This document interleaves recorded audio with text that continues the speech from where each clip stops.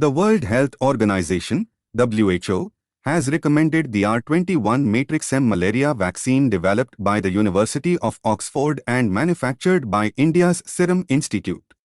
The vaccine underwent a phase 3 trial in Mali, Burkina Faso, Kenya, and Tanzania. Nigeria, Ghana, and Burkina Faso have already approved its use for children under 36 months. In the trial, 4,800 children received the vaccine, showing 75% efficacy where malaria is seasonal and 68% where it's perennial. Booster doses maintained efficacy. The vaccine also reduced parasite load, hinting at transmission reduction potential. Serum Institute plans to produce over 100 million doses annually at $2 to $4 per dose. The article discusses the urgent need for alternatives to plastic disposal and landfilling due to legislation and increasing costs. Recycling plastics into liquid and gaseous fuels through methods like thermal and catalytic degradation is proposed as a solution. The piece emphasizes the importance of reusing plastic bottles and bags, returning to practices of using cotton or jute bags, and adopting glass and steel products. Despite the convenience of plastics, their environmental impact is highlighted, with 19 to 23 million tons of plastic waste entering aquatic ecosystems yearly, causing pollution and affecting livelihoods. The article calls for assessing the environmental, social, economic, and health risks of plastics alongside other stressors like climate change. The 2023 Nobel Prize in Physics was awarded to Anne Elhilier, Pierre Agostini, and Ferenc Krauss for their groundbreaking work in generating attosecond pulses of light, each lasting 1 quintillionth of a second, 10-18 seconds. Attosecond science, or attophysics, involves creating these extremely short light pulses to study rapid electron dynamics in matter. Scientists achieved this by using wave mechanics, specifically high harmonic generation, which involves passing an infrared light beam through a noble gas. Constructive and destructive interference of overtones generated pulses lasting a few hundred attoseconds. These advances allow scientists to delve into previously inaccessible realms of electron behavior, potentially revolutionizing fields like solar power and furthering our understanding of fundamental physical processes. The 2023 Nobel Prize in Physiology or Medicine was awarded to Caitlin Carrico and Drew Weissman for their pivotal work on mRNA technology, enabling the development of effective COVID-19 vaccines. Unlike traditional vaccines using weakened viruses, mRNA vaccines provide genetic instructions to produce a specific viral protein, triggering the immune response. Carrico and Weissman overcame challenges, including mRNA's fragility, by encasing it in lipid nanoparticles. This breakthrough led to the development of Pfizer-BioNTech and Moderna COVID-19 vaccines.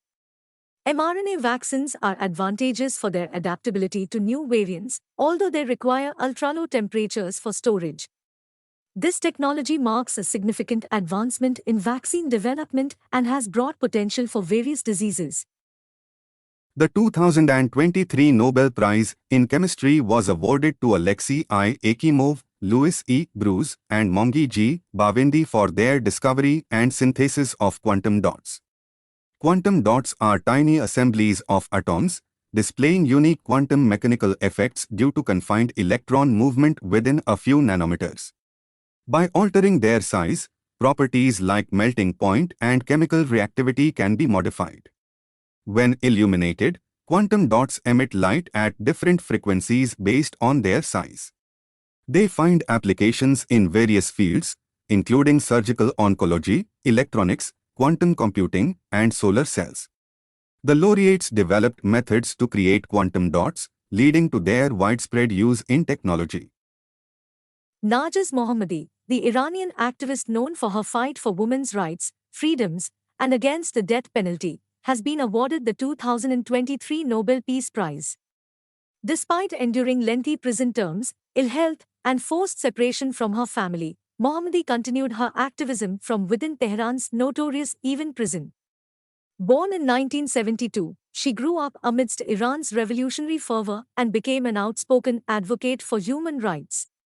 Her association with the Center for the Defenders of Human Rights, co-founded by Nobel laureate Shireen Ebadi, led to her imprisonment multiple times.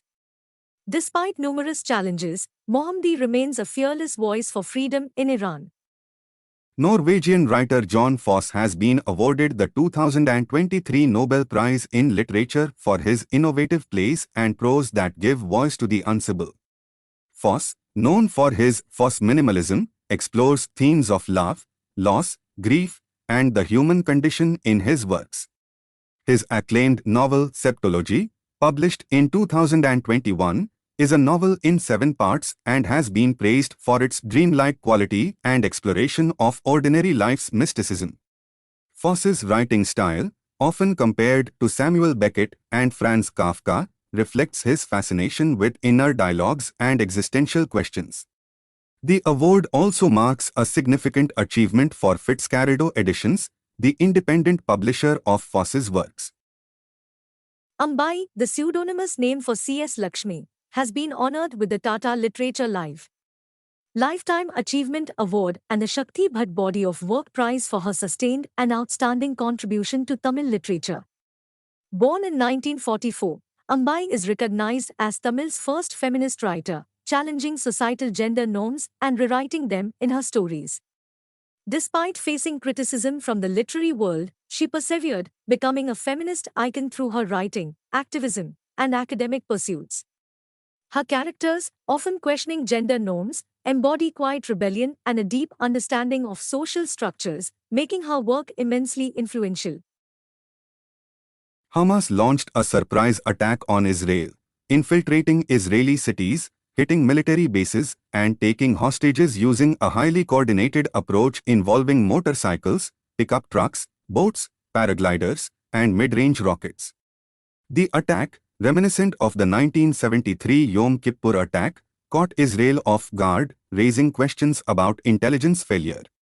The attack's timing amid deteriorating Palestine-Israel relations, internal issues within Israel, and geopolitical considerations, including potential normalization talks between Israel and Saudi Arabia, could have influenced Hamas' decision.